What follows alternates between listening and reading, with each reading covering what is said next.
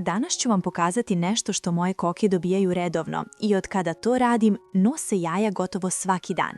Ne govorimo o ničemu skupom, ničemu industrijskom i ničemu vještačkom. Naprotiv, ovo je potpuno prirodno, jednostavno i lako dostupno svima. A vi, dragi naši, pretplatite se na naš kanal, uključite zvonce i lajkujte ovaj video. Hvala vam svima jer zajedno gradimo jaču zajednicu. Ne forsiranje, ne hemija, nego nešto što im prija i što rado uzimaju same. Primijetit ćete da su nakon ovoga aktivnije, živahnije i da im se ritam nošenja jaja stabilizira. Jaja su čvršća, ljuske svježija i redovnija i ono najvažnije, koki su zdrave i zadovoljne. Neću odmah otkriti recept jer je važno razumjeti zašto ovo djeluje. Koke trebaju energiju, dobar apetit i zdrav probavni sistem. Kada je to u balansu, nošenje jaja dolazi prirodno bez ikakvog pritiska. Ovo što im dajem ne mijenja osnovnu ishranu, već je dopunjuje.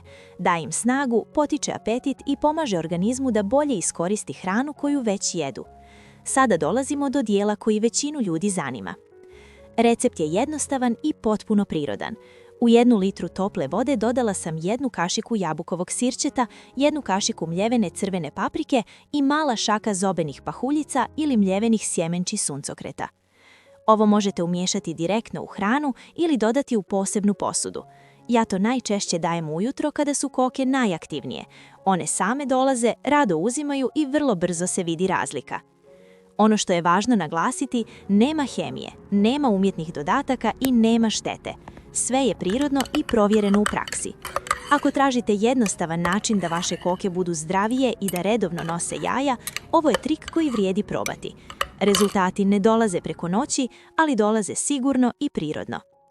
Pošaljite ovaj video i vašim prijateljima na društvenim mrežama, slobodno ostavite komentar, podijelite svoje iskustvo i zapratite kanal. Hvala vam na tome.